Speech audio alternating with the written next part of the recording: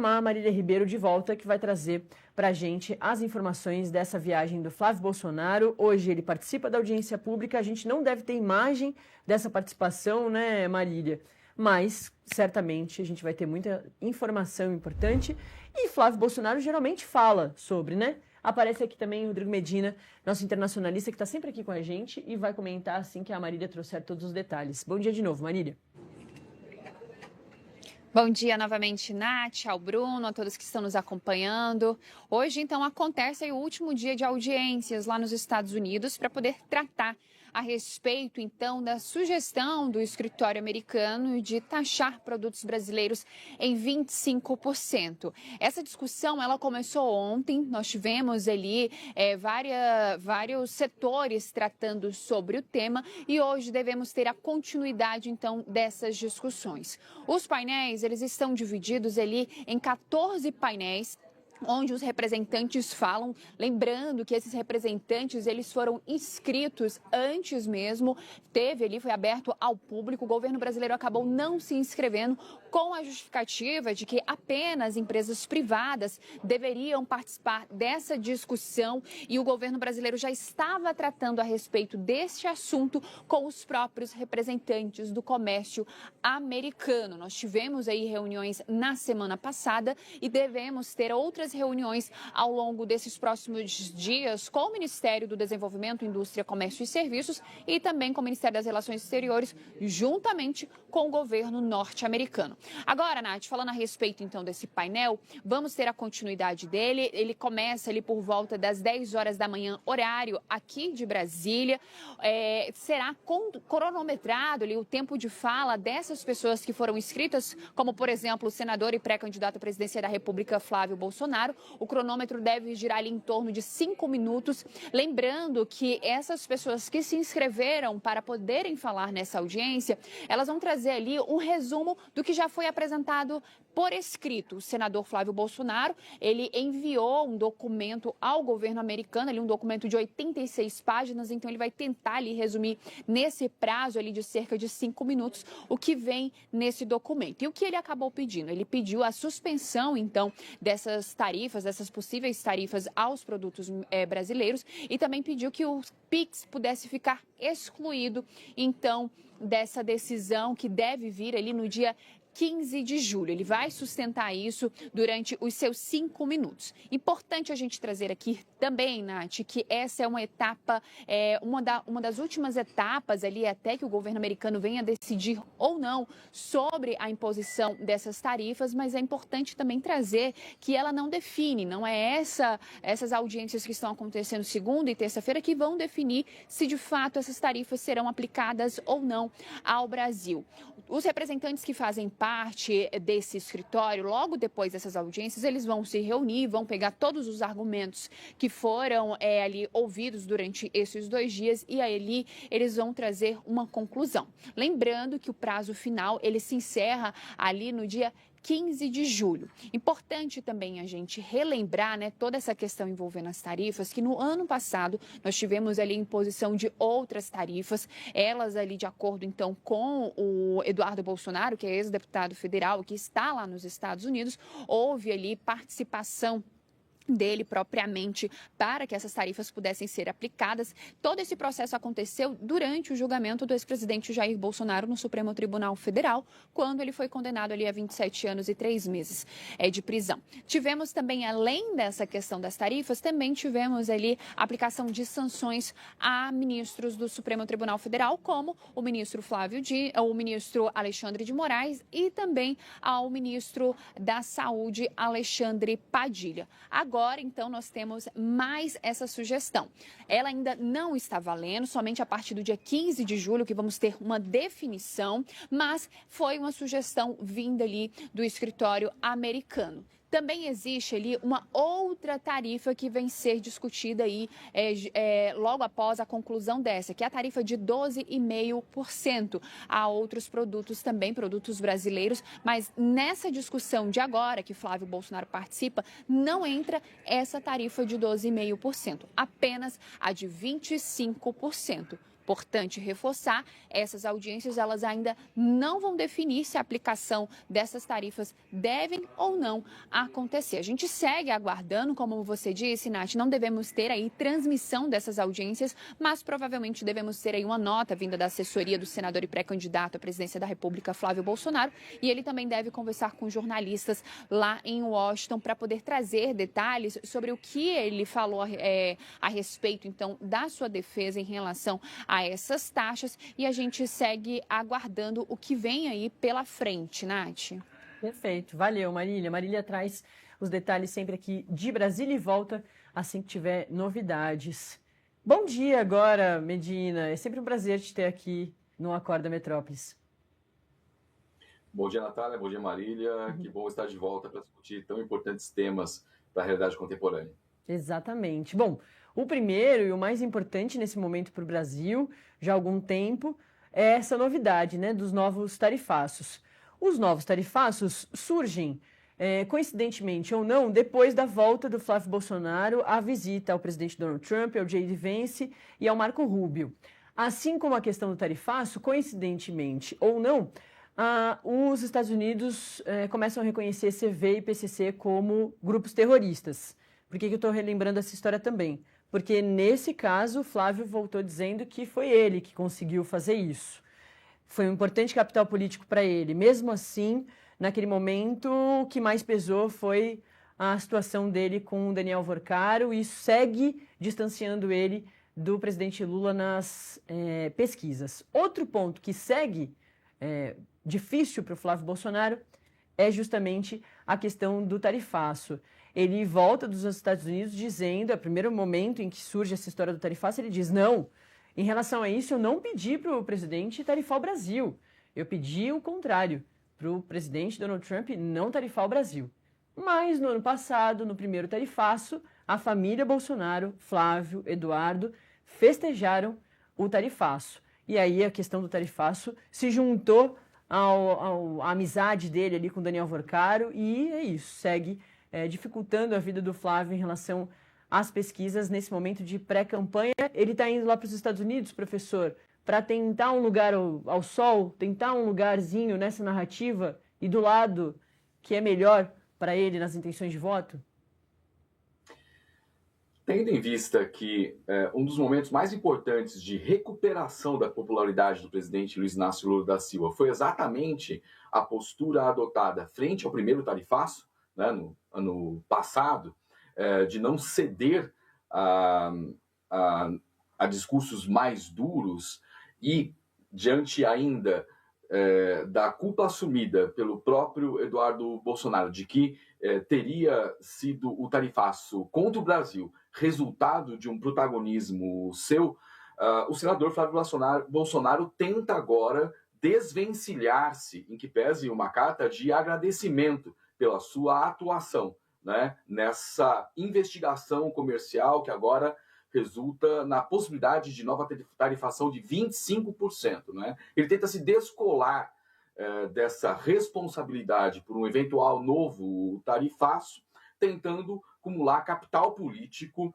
frente a claras possibilidades de ingerência norte-americana no pleito eleitoral presidencial que se aproxima para a realidade brasileira. Para que nós saibamos o que está em jogo, nós estamos falando de, segundo a Confederação Nacional da Indústria, cerca de 4.100 produtos que estariam, portanto, suscetíveis a essa tarifação, implicando algo em torno de 15 bilhões de dólares em exportações, sob a alegação de que o Brasil estaria cometendo práticas desleais no foro comercial. A exemplo, o que alega o escritório norte-americano, a gratuidade do PIX, que desvela o comprometimento da gestão do Donald Trump com corporações privadas que exploram atividades bancárias e que não desejam que essa gratuidade, portanto, atinja essa prestação de serviço nos Estados Unidos. Também alegações sobre a questão do etanol, propriedade intelectual, de forma bastante subjetiva, mencionado o desmatamento e também a exploração de trabalho compulsório na realidade brasileira. como bem dito aqui, Natália, até 15 de julho corre o prazo para uma saída negocial entre o governo brasileiro e o governo norte-americano. É o prazo para a definição de um acordo, e agora adentramos a etapa das audiências públicas, não é? O Ministério das Relações Exteriores já encaminhou uma contestação de 29 páginas, né, onde as questões alusivas à acusação de ingerência do Estado brasileiro, ou melhor, né, de falta de atuação quanto a questões alusivas a desmatamento e a trabalho forçado, são contestadas, demonstrando-se dados concretos, né, da atuação do Estado brasileiro para coibir tais práticas, né? E mesmo argumentos contrários ao caráter condenatório do PIX, ao posicionamento do governo brasileiro sobre a questão do etanol e acerca da propriedade intelectual. Mas o governo brasileiro optou por uma estratégia de negociações bilaterais diretas, razão pela qual setores empresariais da indústria brasileira que estão agora participando dessas audiências públicas com o intuito de reverter essa possível tarifação. No que concerne às estratégias do Estado brasileiro, está a possibilidade de, por exemplo, reduzir impostos sobre produtos norte-americanos a fim de compensar, então, eventuais perdas e chamar à mesa de negociação o governo norte-americano a fim de se evitar que esses 20% sejam, então, implementados a partir do dia 15. Professor, acho que é importante a gente também diferenciar o tarifaço primeiro, lá do ano passado, com essas novas tarifas. Inclusive porque tem talvez até um pessimismo incomum até, sobre dessa vez realmente ser muito mais difícil do que na primeira vez. E na primeira vez teve bastante pessimismo também, mas a diplomacia brasileira conseguiu ali avançar muito, e muito também por causa dos encontros do presidente Lula com o presidente Donald Trump. A gente falou muito sobre isso. Trump ficou ali admirado com a presença, com a figura do presidente Lula e tudo mais. Mas acontece essa nova leva das tarifas. Queria te ouvir sobre as diferenças do que aconteceu no ano passado com o que aconteceu nesse ano e, claro, também o que aconteceu entre os dois países, entre esses dois momentos. As diferenças são bastante significativas, Natália.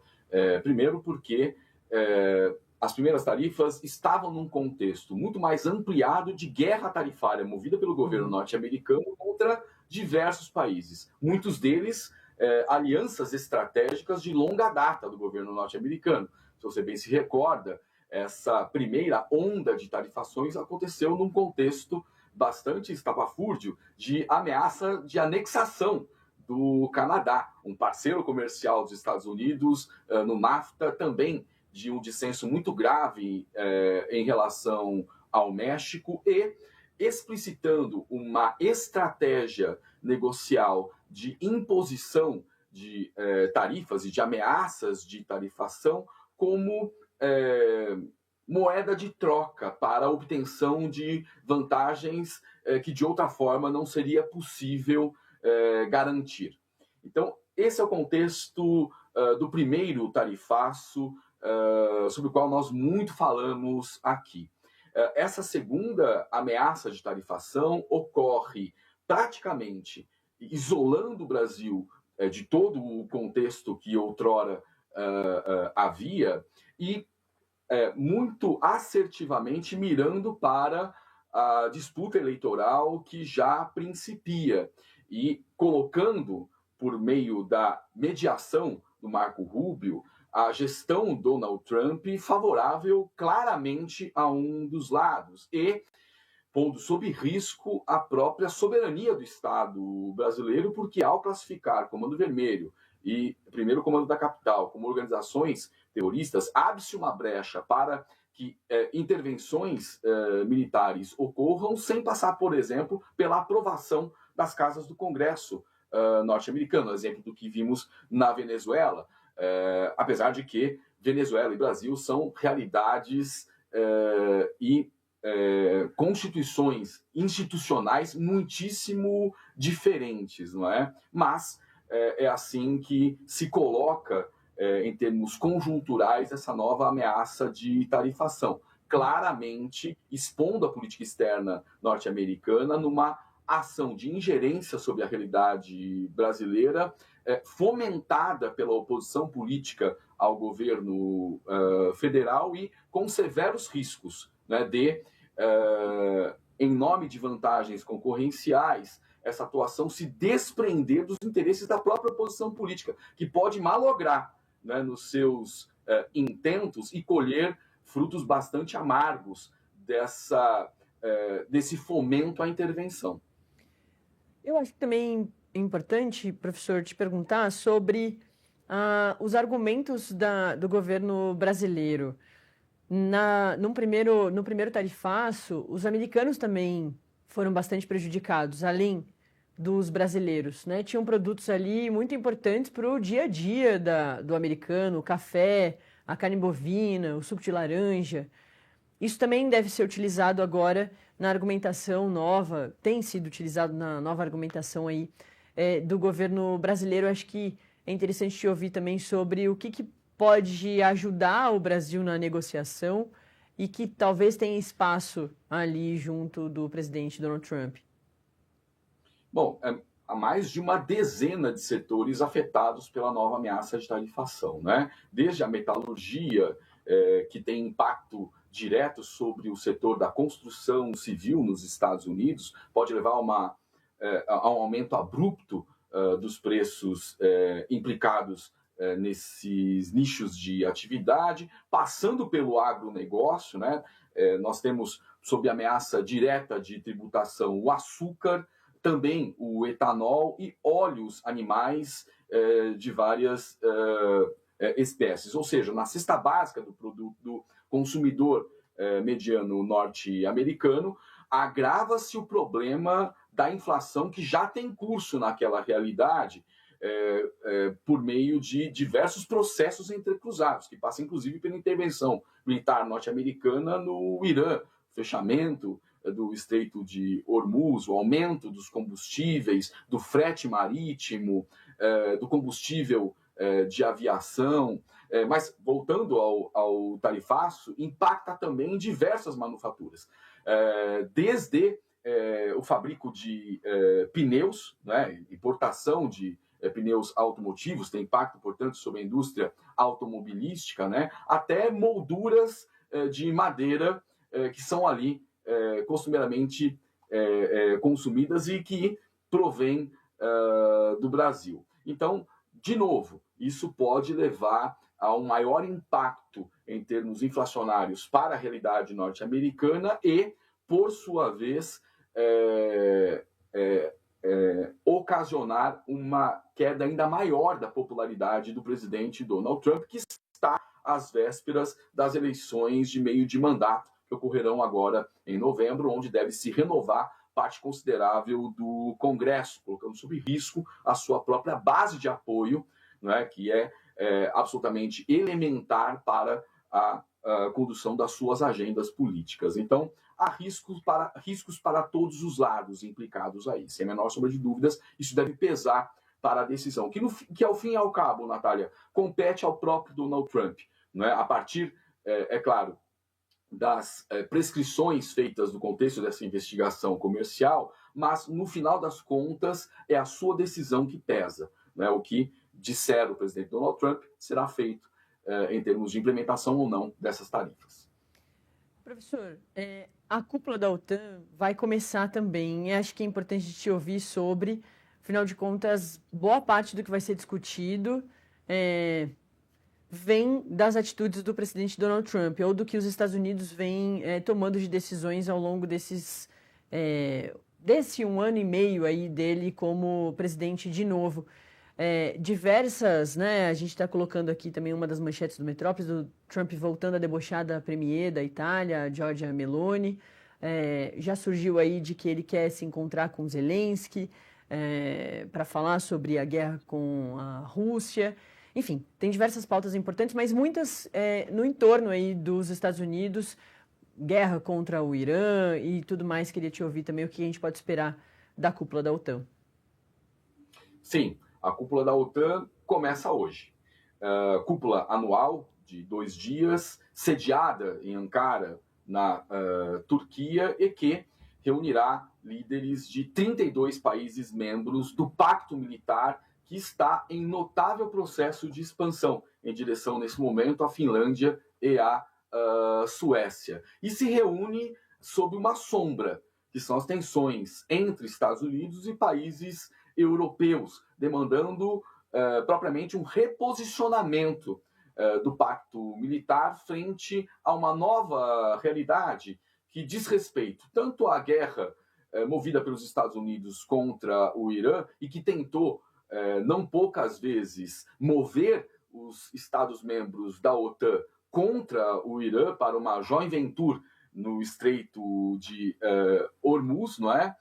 E também resulta de um posicionamento, não poucas vezes tomado dos Estados Unidos em desfavor da Ucrânia, enquanto Estados europeus juntavam forças, e o seguem fazendo, para viabilizar a resistência ucraniana contra a Rússia.